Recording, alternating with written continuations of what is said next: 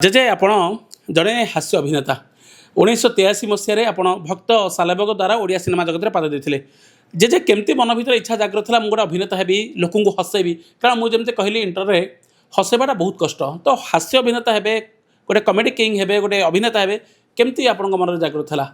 यहाँ गोटे हूँ कला यहाँ भगवान प्रदत्त भगवान जदि से गोटे कला मत जहाँफल कि स्कूल कैरियर रु जिते आम स्कूल पढ़ुली फैंसी ड्रेस रे सदा बेले फास्ट प्राइज पाऊली माने राजभवन यूपी स्कूल 8 नंबर पढ़ुली 8 नंबर हाई स्कूल पढ़ुली से सदा बेले मु फैंसी ड्रेस करूली से फास्ट प्राइज पाऊली प्रथम ड्रामा फर्स्ट मोर ड्रामा से 8 नंबर हाई स्कूल में करी श्रीमती समार्जनी जो थी कि मकरा रोल करी तेणु से मोर आरंभ है गोटे हास्य अभिनेता होकर आरंभ कर क्यारेक्टर हाँ किए प्रथम सुजोग देला आपन को भक्त सालेबग फिल्म रे आ जो आप अफरटी पाइले सुजोगटी पाइले ओडिया चलचित्र जगत से गोटे माने लोक को चिन्हला परिचय दूसरा तो प्रथम जो आप सुजोग पाइले केमती लगी सत कथा कहूँ जिते मो प्रथम चलचित्र कली मत एत खुशी लगे आपण मैंने विश्वास करें ना कारण मुझे रोली मो घर पछपटे रोते राधा पंडा जे कि भक्त सालेबगर निर्देशना देते मुझे कही प्रथम पिक्चर मैंने आमको तो कहिया पड़ो ना आ डाकबेनि आस कर जहाँ कही एवं से कहले मत व्योमकेश त्रिपाठी आसतु सी यदि हाँ मारिदेवे तू कर व्योमकेश त्रिपाठी आसले मत देखिले हाँ मारिदे छोटिया रोलटे अति छोट क्यारेक्टर करी मत बहुत खुशी लगी से तो आज पर्यटन मुझे चली किंतु ता भीतर गोटे दुख रहीगला कौन पिक्चर रिलीज है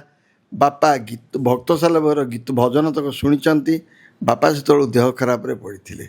पिक्चर रिलीज है बेलू बापा चलीगले तेणुक से गोटे दुख रहा कि खुशी भक्त सालेबग पिक्चर प्रथम थर रोल पाई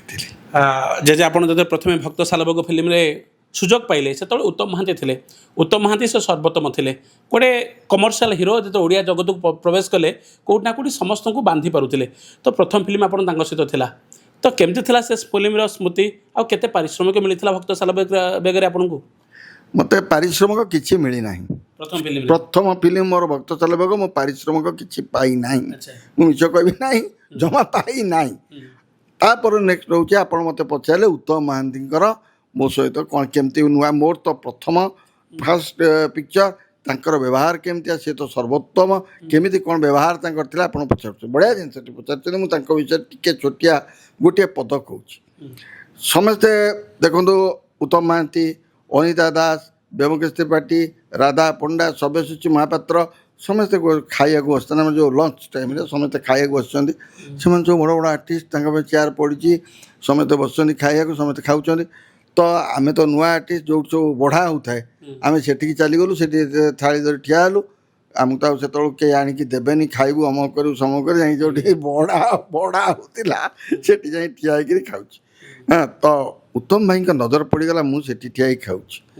देखो सी देखले गोटे आर्टिस्ट ताको एते माने ये लगिला फटकी कहले से पिला कहले जाकि से डाकिल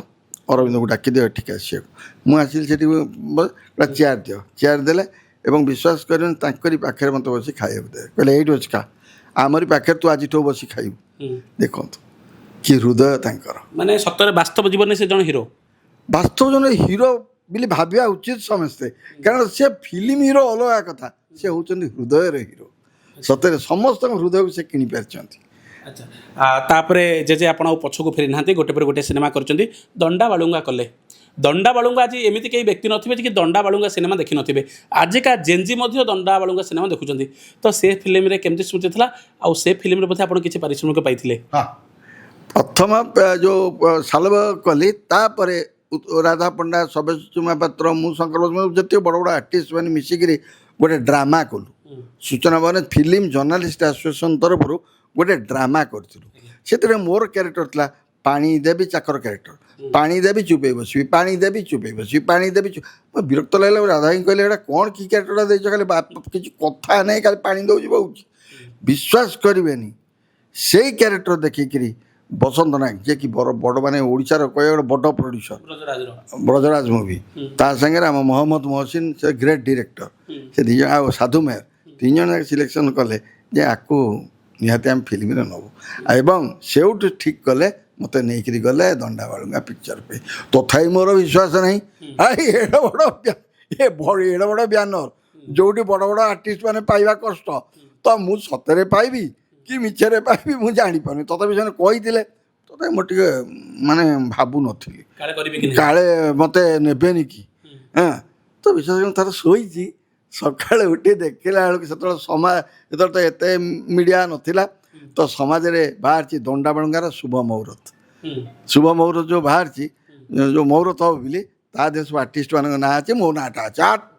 ମୋ ମନ ଏତେ ଖୁସି ପ୍ରଥମ ଥର ଫିଲ୍ମର ଦଣ୍ଡାବାଳୁଙ୍ଗାରେ ଆର୍ଟିଷ୍ଟ ମାନଙ୍କ ଭିତରେ ମୋ ନାଁ ବାହାରିଛି ସତ କଥା